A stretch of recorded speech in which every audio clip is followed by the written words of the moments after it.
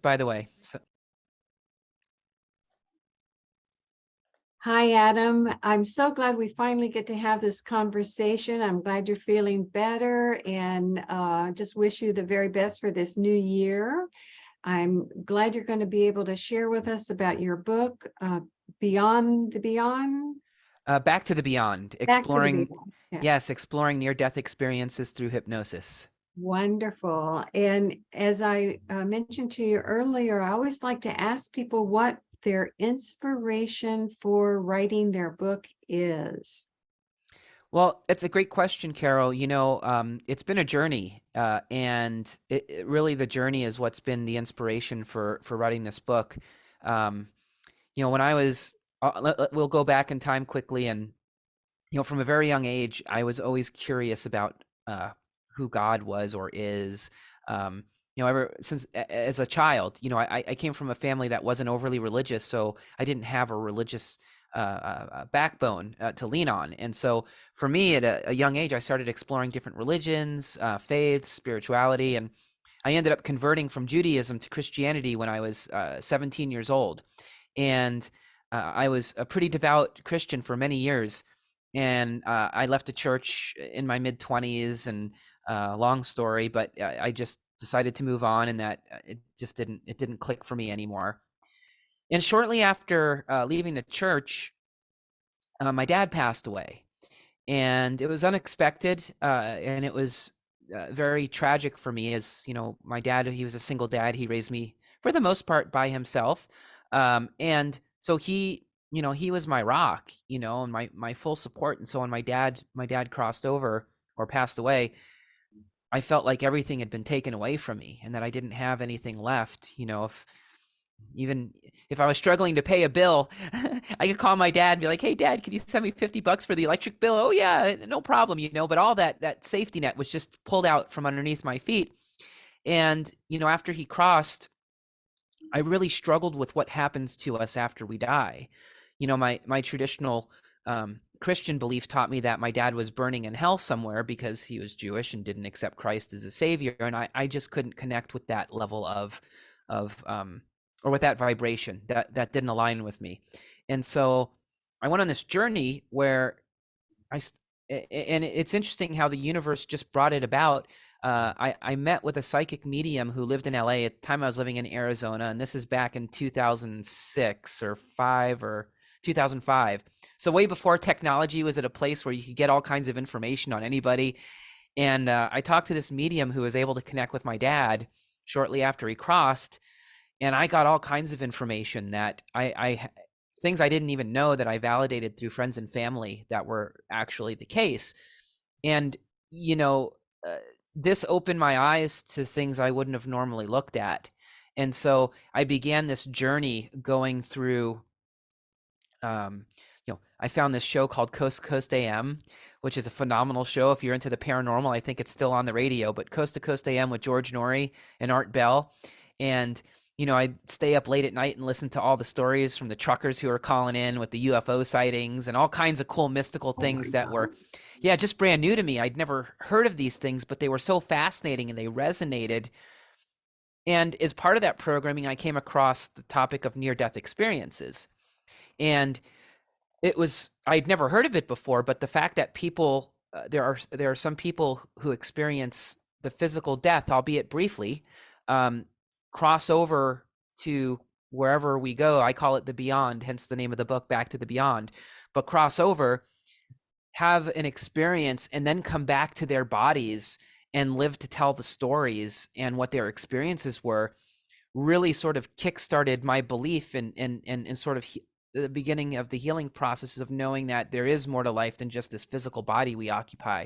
And so fast forward years down the road, became a hypnotherapist and practiced a couple of other modalities, but it led me into working with people who experienced these near-death experiences, for a lack of redundancy. And so what I found really interesting, Carol, about near-death experiences or near-death experiencers was, you'd expect people who come back from a near-death experience to be like, "Oh my God, there is a God. There is life after death. This is great. It doesn't matter what happens here on earth because I know when I die, there's more to life than what I'm seeing, that there's this beautiful place that we go. But the reality was very different than that, which is what was surprising for me. People were returning from their near-death experiences with incredible amounts of grief and trauma. So, imagine you die, you go to this beautiful place, and then you're back and you have to come back into this body. You've got bills to pay. You're recovering from these terrible injuries, whatever they were, right? And furthermore, you experience what it's like to be carefree and not to have any worries or concerns. And now you're back in this body that's chock full of them. And so a lot of these near-death experiencers, they like to refer to themselves as experiencers. They struggle with this dark night of the soul for a long time. And or you get people who come back from their experiences and they have a lot of questions about it. Like, oh, well, I met Jesus, or I met Buddha, or I met Allah, and I didn't get to ask these questions, which I really want to know the answers to, and it torments them. And they just have all of this closure that needs to happen. And so my idea, Carol, was, if I could bring people back to, repressed childhood memories, or to past life memories, or to between lives memories, then could I, it was a hypothesis, I didn't know the answer to it, but could I bring these people back to their near-death memories? And when I embarked on this book, what I decided to do was I enlisted about 7 or 8 people, and I said, I want to do this new, what I call NDE regression. I want to do this NDE regression with you. I'm not going to charge you for it. I want to do this as research, but if you agree to do this, if I decide to write a book later about it, you're volunteering and raising your hand saying you can use my story. And so that's exactly what happened. And the regression worked far better than I thought it would, in that, these people didn't go back necessarily to their experiences as memories. They went back to the same dimensions and realms they visited with those with their near-death experiences, but they had brand new experiences. It was a brand new interaction or engagement with the dimensions and entities and deities and whatever it is. Awesome. Yeah. So that's what led me to writing Back to the Beyond. And hearing this, it makes me feel as if you, as we were talking about earlier, how the universe seems to orchestrate these events in our lives. It feels like you are being guided to your soul purpose, and I'm getting covered with goosebumps as I even say this. So yeah, that to me is a yes. This is part of your soul purpose. Maybe not the whole thing, but definitely part of your soul purpose, it seems to me. yeah. I mean, nobody has. I've been doing this for quite some time, and until I met you, I don't know that anyone really thought of doing that. Yeah, it was something that hit me. All my best ideas come in the car. And I was driving. I don't remember where I was driving to, but I was like, I think I had just finished reading a book, somebody's NDE account book, and that NDE is a acronym for near death experiences. And I think I was just driving, and I was like, I wonder. I think I was thinking something, it would be really cool to do a hypno session with this person and see what we could do together. And then it was like, well, maybe, and it just was one thing led to the other, and lo and behold, here we are. Here we are. This is so awesome. So out of those people that you included in your book, or maybe even someone else that you've done an NDE regression with, what is a favorite story of their experience going back there? Oh, there's actually somebody who I worked with that wasn't included in the book. It happened after I wrote the book. So shortly after the book got published, I got a call from IANS, the International Association of Near-Death Experiences, or of International Association of Near-Death Studies. And they asked me if I would be willing to facilitate a couple of workshops. Oh, fantastic. Yeah, and so I was like, okay, sure. And so the first one was I just gave a talk about my book, but the second one is I took one of their employees through the regression protocol, and she had her experience and came back in the next workshop to talk about what she experienced through the regression. And what was really profound, her name is Betty, and she's a wonderful being. Betty struggled with addiction, a very serious drug addiction. She was homeless. She was, I mean, when you think of the show Intervention, if you ever watched that, I mean, she was one of those people who would have been on intervention. And her struggles, her addiction came out of her parents. Her parents were addicted, and she found her parents. What caused most of her trauma was walking in and finding her parents dead after overdosing on drugs. Oh And my goodness. yeah, so she struggled with this for for years and years and years, and she overdosed, and that was how she had her near death experiences. And so after taking her back, to the beyond, I knew there was this element of her, and she met her dad. She reconnected with her dad, and sort of her mom, but more so her dad on the other side when she went back into regression, and she had this beautiful conversation with him, and it was just the most wonderful thing. And so I said, in the regression, I said, Betty, I know you had some trauma in this life. Would your dad be willing to take you back to those occasions where you experienced the passing of your mom and dad? And so she asked her dad, and her dad took her back to Wow. to that memory. And it wasn't really a memory, like, took her back. It wasn't like she was remembering it. It was like she was in it and she was Right. experiencing it all over again. But in that experience, she experienced her dad kind of wiping away the pain of the incident. And I can't put it into words. Sometimes you work with a client that it's just kind of ineffable, and you can't put into words the gravity of what actually happened. But Exactly. she left that session healed of that trauma, and she hasn't dealt Mm, with it since. I mean, it's been cleared, and she even struggled with that after her near death experience, but she was able to go back, and because her dad was with her and helped her through that process, she was able to find healing. And to me, that was probably the most rewarding of all of my NDE regressions. It was just a beautiful experience. sounds like she had a true catharsis. Yeah, it was a real big breakthrough for her. And Wonderful. regardless of the modality we practice, right, Carol, whether it's present life, whether it's past life, that's our goal for our clients, is that they have a breakthrough, and find. Absolutely. Yeah, yeah, Yeah, that's why I like the therapy part of hypnotherapy versus, the hypnosis, which is, more like stage hypnosis or um, whatever. The therapy part is really, really important. yes. Otherwise, it's just another experience, right? A Yeah. profound one nonetheless, but Yeah, well, we go to the movies, don't we? yeah. So, there are all kinds of experiences. The ones we're talking about are just a little bit more soulful, I think. Mhm. Agreed, Yeah, 100%. yeah. So, has there been a case that you've had that was more challenging, maybe? No, not from an NDE perspective. What I found, many of the people who have had near-death experiences tend to come back with gifts and abilities that they didn't have before. Oh, So I'll give a really interesting example of that. Is a person in the book who she she's a dear friend of mine.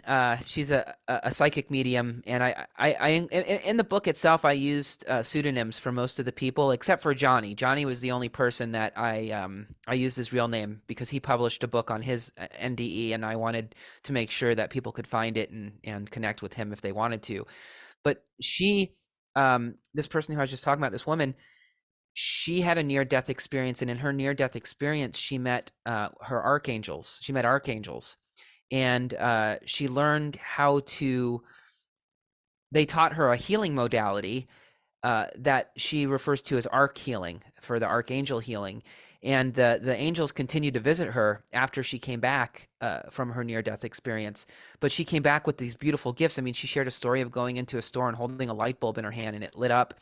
Um, without being plugged into anything. And I've known this person for years. We're friends. We don't have a business relationship. Um, yes, she's read me, but just out of from a friendship perspective.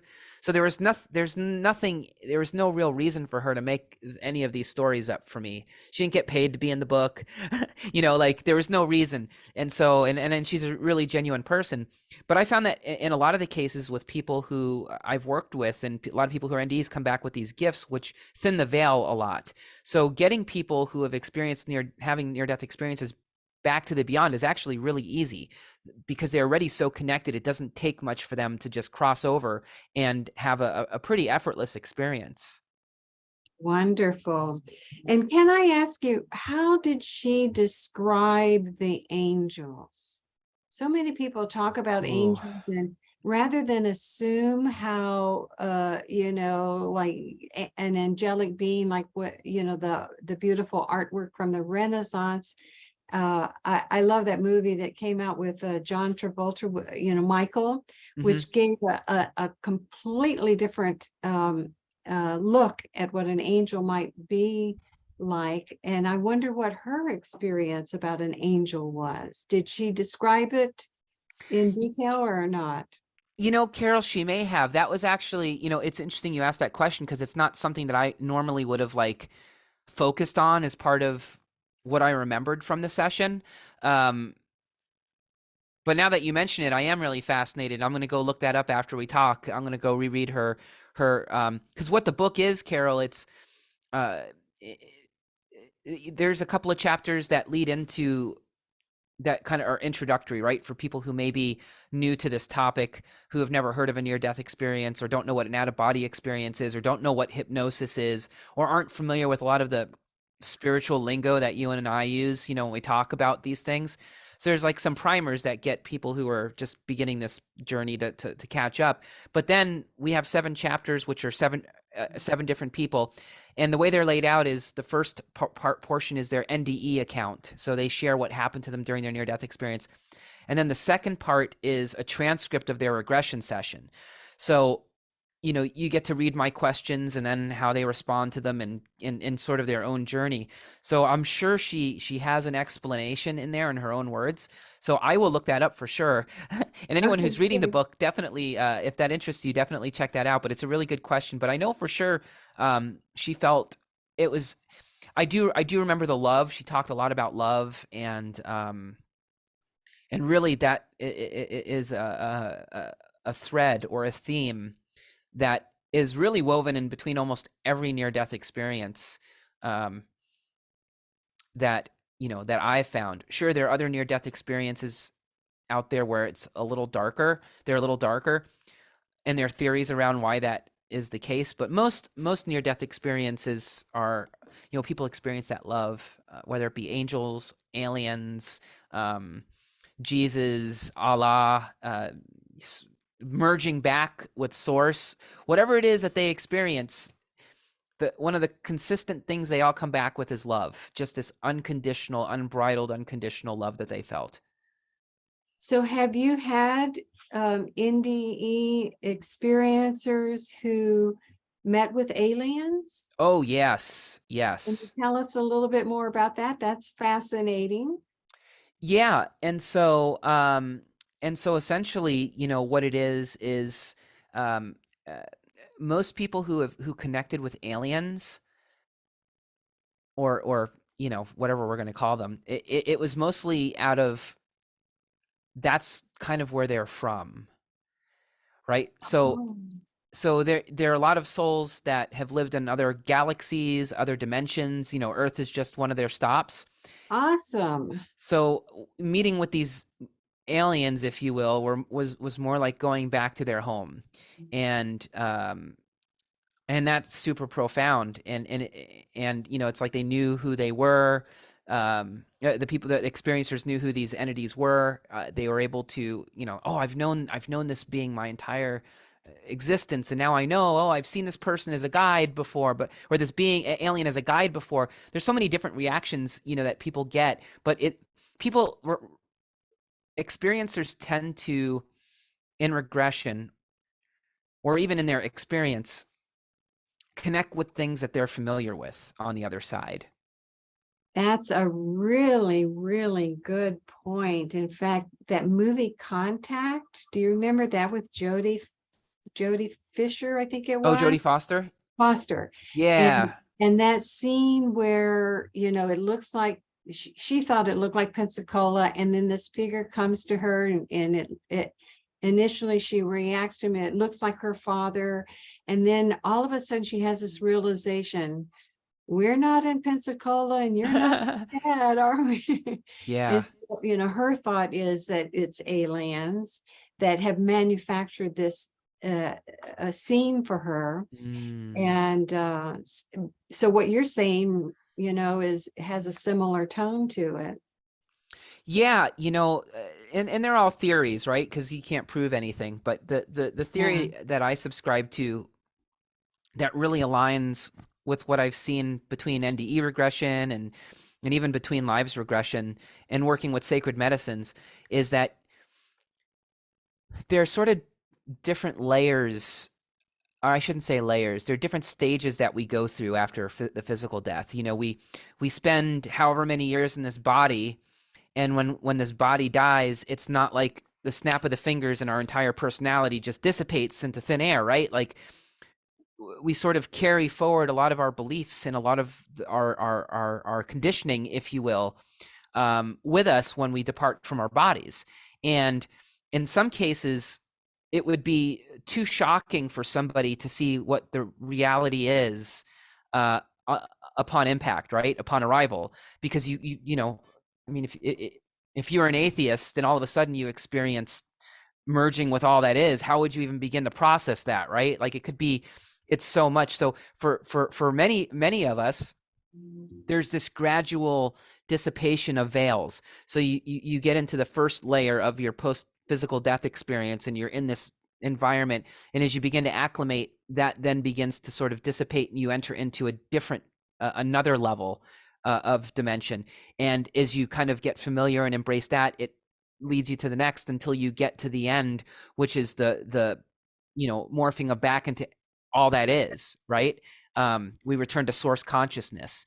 And so yeah, so so I say all that to call out that in a lot of ways, the things that we believe or that we know, even if it's subconsciously, we tend to go back to those things in a near-death experience and or hypnosis. And it's not always the case, but it's often the case. Right. And I have to agree with you. In my work, I have seen that as well, both my work as a regression therapist and also as a medium. And then my own personal journeys, that's exactly, stages is a great way to describe it. That, the universe, the source gives us, I believe, what we can handle in that moment. And then, like you say, when we get familiar, when we get comfortable with that, then it knows, okay, we're ready for something more. Mm-hmm. And so I would affirm what you just described. That's awesome. Yeah, that's wonderful. Yeah, it's it's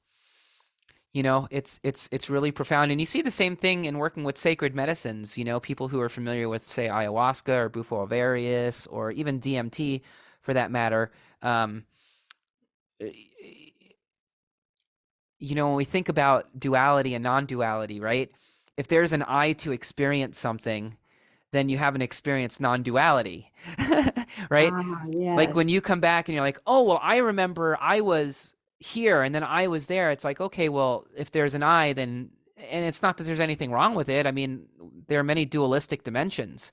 And Yeah. so, but having that, I refer to it, and I'm sure I'm ripping off Ram Dass in some way here, but just the isness, Is like, yeah. and I don't have a word for it, but, some people do get to that place beyond all of the other stages where all there is this isness. There is no you, there is no me, there is no experiencer, there's just the experience. Yeah, I used a statement. I mean, it came to me. I don't personally take credit for it, but uh, it, I said, I feel like the observer observing the observed.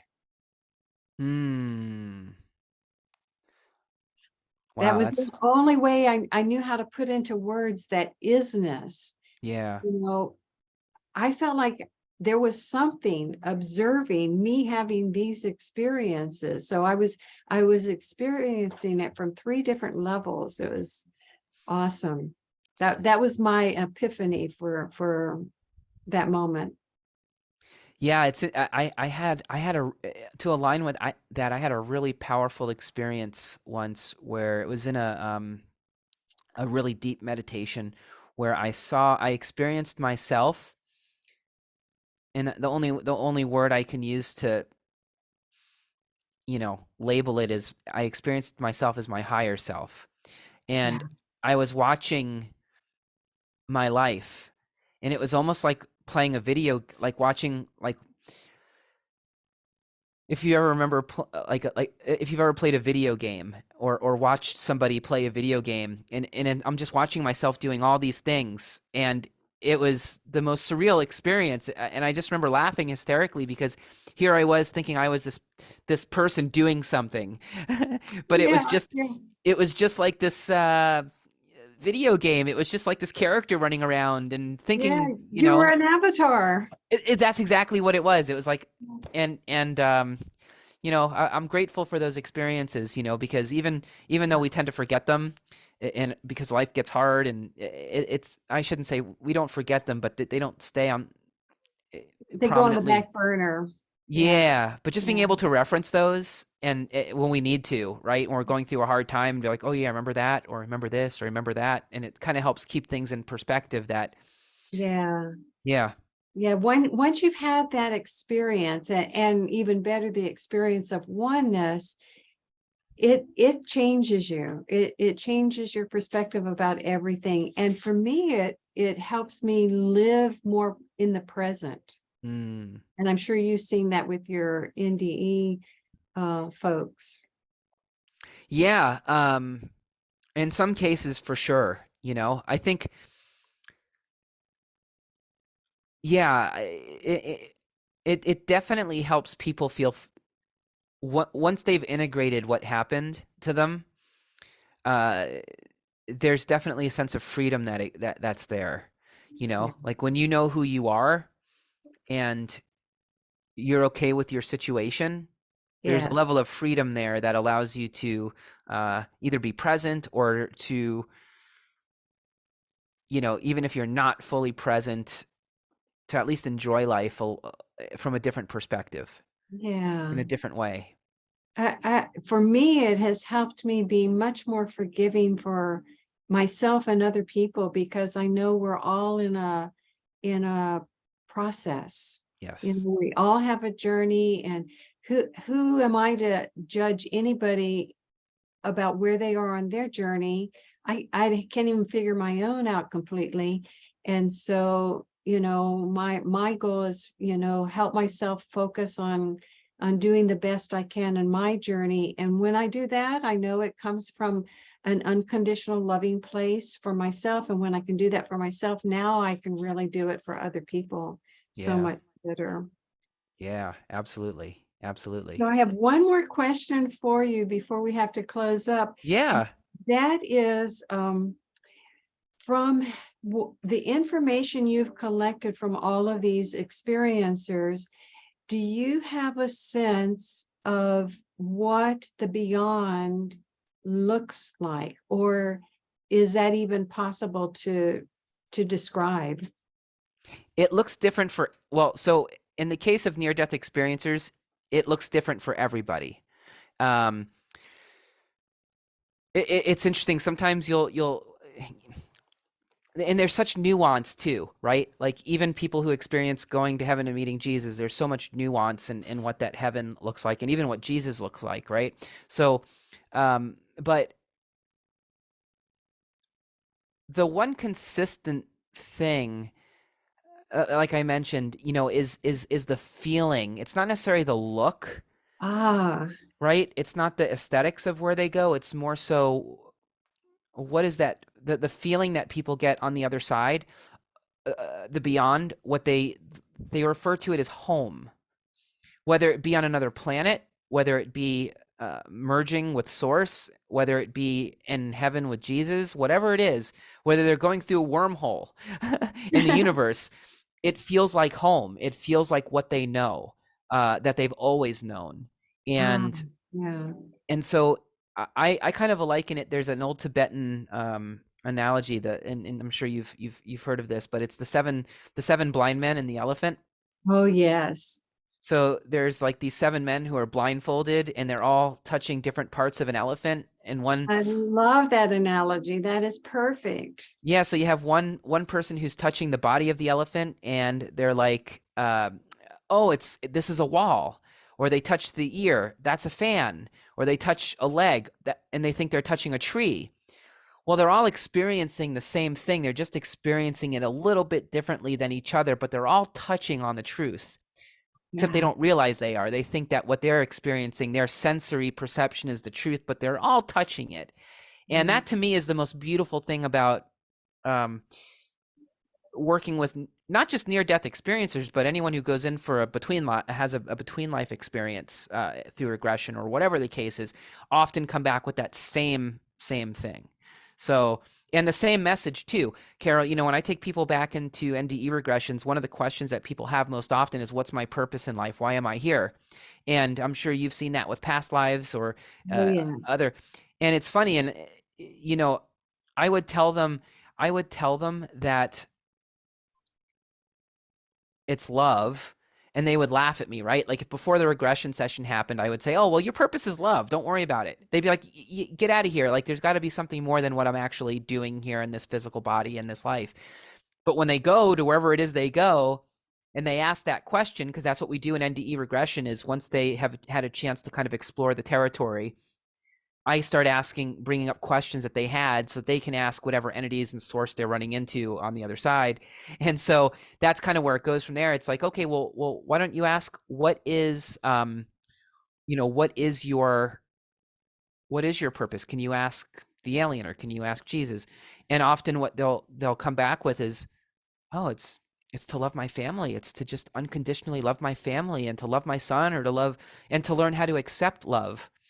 And Yeah. so, to me, that it's not the aesthetics of what the beyond is, it's more of just the conclusions that people have from those experiences. Right. That's a beautiful observation. And, before I started doing this work, I had a concept of love.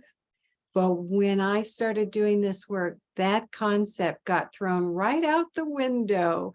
And like you say, when you experience the feeling of love in the beyond, it is it's really indescribable. Mm-hmm. And it almost feels unattainable in the human form, you Yeah. know, and until you feel it and experience it, where you can, and I've had the opportunity to experience that as well, where you can think of someone in life that you've got hostility towards, but there's no hostility. You almost feel this love of like a mother and a child, or a parent and a child, I should say. It's just this unconditional, beautiful, open heart. Like, I just want to squeeze you. I just want to love you. I just like everything about you. You're just so beautiful, everything about you. And that's not even doing it justice, right? But it's very difficult. I'm sure there are people who can embody that kind of love. I'm not one of them yet. But I know what it's like, and I know that it exists, and I cannot wait, to experience that again, because there's nothing like it. There really isn't. Yeah.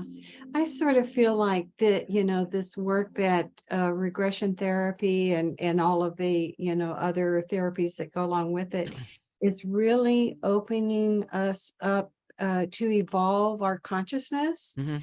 And as we evolve our consciousness, that experience of unconditional love will be more mainstream and will be more of the collective Mm. consciousness. I Mm. feel like that's where we are evolving as human beings. I don't have the words for it all yet, but I feel like, like I said, I've seen a huge change in the last 30 years towards this work. And And so when we have people like you who really expand our minds to think of, wow, what does this feel, look, be like in the beyond?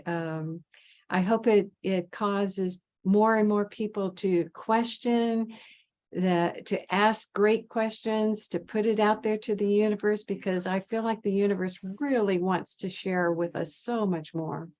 Absolutely. Absolutely. And Yeah. another way of looking at it, Carol, is, and I love Alan Watts's, and Ram Dass had very similar philosophies on this, and they're my two teachers, gurus, if you will. But Alan Watts says if you were, and he uses the word God, so I know that word tends to trigger people. So my apologies if that word is triggering, but I just want to be as true to this as Alan Watts would articulate. But Alan Watts says, if you were God and you wanted to play the most elaborate game of hide and seek, where would you hide? Well, you'd hide in human beings, because human beings would never think to look there to find God, right? We're always looking on the outside. So it's the ultimate sleep state, right? It's the ultimate sleep state where we are the universe manifest as Carol, as Adam, as a tree, as a rock, as a whatever. And at some point, the game gets boring, and the universe starts to wake up to who it truly is and remember, right? Because it's a dream state. It's just like when you have a dream, you don't always remember who it's not like I'm Carol in real life. You don't even know who you are oftentimes in dreams, right? It's just the I in the dream.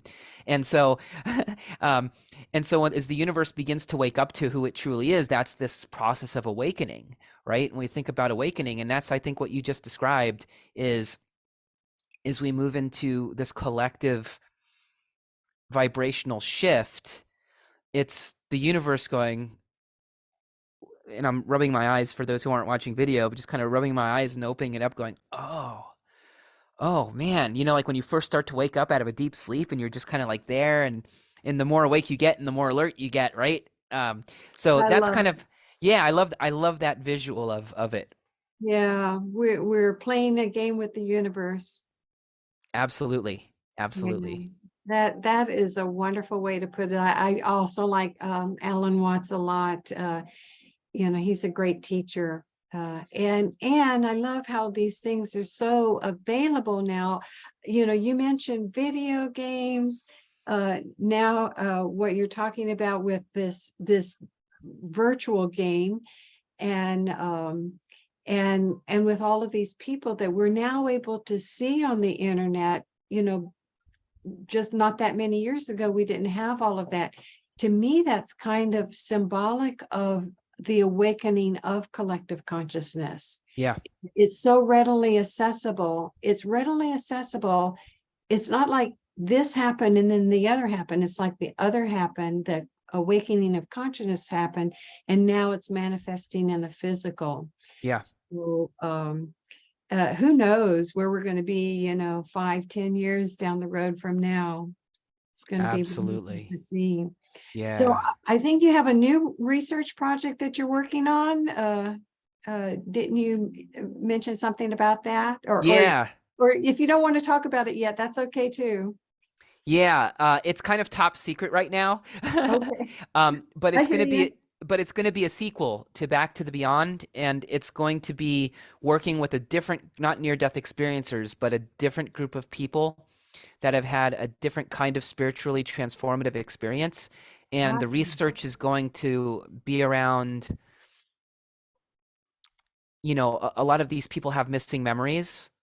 So the opportunity here is to take them back and to Mm, see if they can recapture those memories and get back into that spiritually transformative experience, to understand why it happened, and to really kind of get their bearings around it. So I don't know if I'm going to write the book yet, or if it'll even work. It's very similar to when I started with Back to the Beyond, exploring near-death experiences through hypnosis. I wanted to make sure that that the process would work before I committed to writing anything about it. So I'm just in that phase of it okay, right yeah, now. Yep.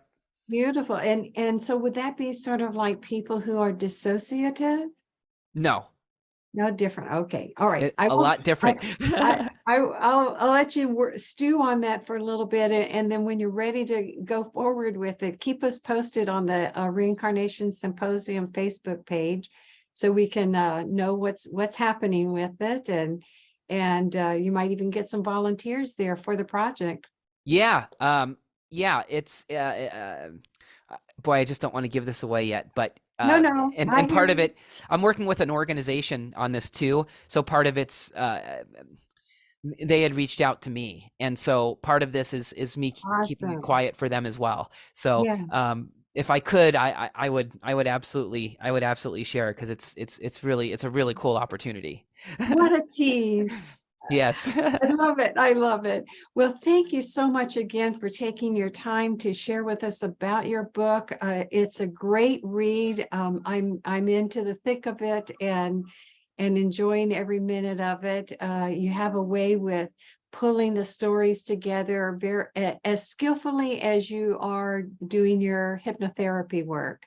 And as we talked about it earlier, the therapy part is so important for both of us to help people, grow spiritually, evolve their consciousness, Mhm. and you're doing it both in your practice, in your life, your other work as well, and in your writing. So I just want to thank you again for sharing. I can't wait to get this posted on the Reincarnation Symposium Facebook page. And I know that it's going to get lots of comments, and anyone who has any questions about it, post your questions there, and I'm sure Adam will be happy to answer them. So thank you Yes. so much again. My pleasure, Carol. Thank you for having me.